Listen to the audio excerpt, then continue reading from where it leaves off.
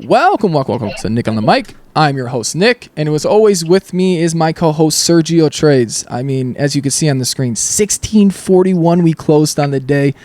Best day we've ever seen, Gio. I mean, how are we feeling this week? Great start for the week. When you say?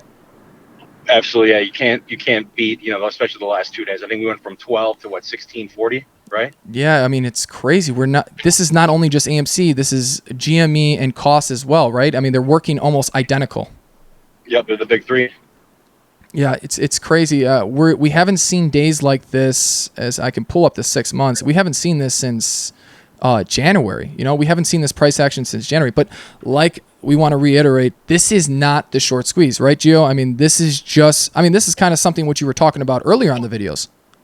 Yeah, this is I mentioned it, I think, in the last one and then a couple weeks back on my page, where I anticipated a gamma squeeze prior to the short squeeze, and this is the beginning of what that is right now. So once that next wall for AMC is going to be 18, and then if that breaks 23, and then that all-time year high is going to be 25.80, and if those all three break within, let's say, the same week or 2 week period, that's when you're going to see the margin calls hit and the short squeeze begin. Yeah, and I'm sorry for the delay of content, but for the last couple of days, I actually was on vacation, and I was peeping the stock a little bit, trying to stay aware. But I did see, Gio, that it was actually down to almost 13, maybe I think it was a little bit under 13. It closed out on Friday. Could you possibly elaborate on why it was looking then, and then possibly why we're looking so green now? Yeah. So what happened was the 21st was the deadline for the FTDs to get delivered. And the DTCC gave these clearing houses 21 days on top of the big expiration dates back in March, in April. So April 16th was a big one. So it's called T plus 35. So they got the time of expiration plus 35 trading days after that to deliver those calls. And that expired on Friday. And since those expired, dark pool was suspended. So that's also why you're not seeing all the short laddering take place and more severe stock manipulation like we've seen before. So essentially now you're seeing that gamma squeeze begin because they can no longer do what they've been doing before. So a big thing that these hedge funds are going to be doing now is pushing FUD. And then I also anticipate a fake short squeeze that I mentioned in the last video, if you remember me talking about that. Yeah. Emphasize, expect the FUD, especially on a lot of the large media platforms like Yahoo Finance, such like that. They're not going to cover good news on AMC, GME, or COS, any of these Wall Street bet stocks. So please do stay away from that. Try to look out the videos as much as you can. We'll try to be consistently with this content, try to update as daily as possible. But yeah, just going on into some of this data on Ortex or Tracker. I know a couple days ago, a lot of these shares were being returned, but like you see right here, just by the hour, I mean, these shares are being available, but they're just being soaked up and being shorted again. I mean, they're not understanding. They keep double downing. I mean, interest is increasing, so that's kind of good. I mean, hopefully that'll put a little bit of stoppage on their short laddering tactics, but honestly, I don't want to sway away with any of this Ortex data and Stonko Tractor and even Yahoo Finance, because a lot of this information, just like the stock that has been malpracticed for months and months now, this data is not accurate. A lot of it is delayed and most of it is not correct, not very, very accurate. I mean, would you agree, Gio? I mean, I know you haven't been posting on your page recently of a lot of this data. Could you possibly elaborate why? Yeah, because the data that we're pretty much analyzing is not data that's up to date. It's actually 2 days delayed. So the only real data that I've been paying attention to is the utilization, which has actually been at 99 or 100 for the last couple of weeks now.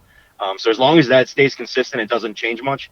There's really nothing to be worrying about, and that's kind of why I haven't been posting about the data that we're seeing from Fintel and then Ortex. Yeah, and utilization is the number of shares available to lend. So if there is if it's 100% utilization, then there's no shares to be able to short it. You understand? But they continuously able to short the stock. And this is for months now. If you see on Ortex right here, this is all the way in October 20th when we first saw it at the 99 point or 100%. But this is October 2020. This is crazy for almost 6 months now. And I honestly want to elaborate more on that, Gio. I mean, I don't know if you have seen the video that Trade Trades posted on yesterday, but it was a Pittsburgh University finance teacher that actually posted on the Reddit page, the Wall Street Bets page. That's 3 million strong. I think it might be even more, 10 million actually.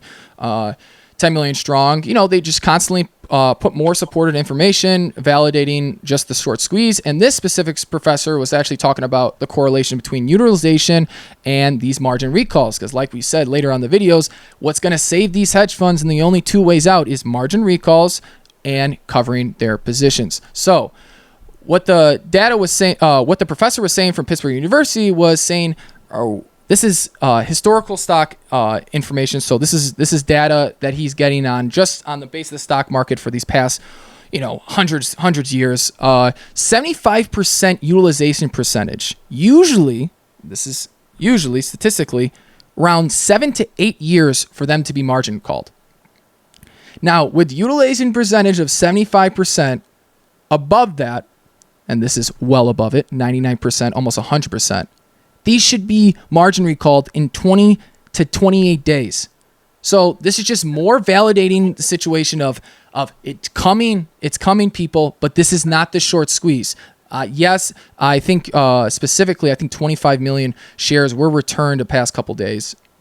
But they were soaked up right away, and then they're continuously to double down. So Gio, I mean, if you can elaborate more on that data, but as I keep reiterating, this is coming, but this is not the short squeeze. Am I right? Yeah, not at all. I mentioned it in the last video we made, and then also I've been posting on my stories those key resistance levels for AMC. 1450 was the big one that we had to break from March, and we finally broke that. And now the next one is 18, that we haven't seen since January. So if 18 breaks, then we have 23, and then if 23 breaks, which is the high I think from the 27th, the next year high would be that 2580. So as soon as 2580 breaks, we're not the gamma squeeze is going to escalate to the next day could possibly open up in the 30s, maybe 40s, and when at that point the hedge funds are going to be so deep, deep in the hole that their lenders are instantly going to hit those margin calls and want their money back. Yep. And that's when you're going to see those 500%, 1,000% gains in a day.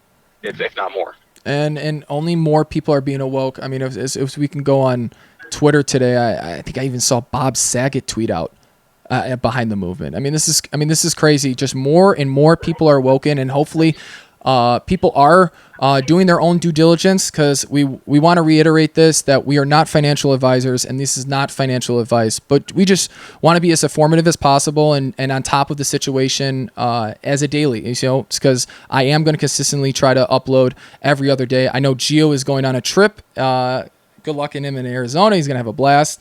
But yeah, we're going to try to keep up to date. I know I got him on call, so I can be able to talk whenever he is. Hopefully you try to stay on top of AMC, not like how I was this past weekend. But absolutely, yeah. Yeah. So we are going to so do be in tuned of this whole week. We're going to be covering AMC. We might actually go on a live stream later on the week if Gio has time one of his days.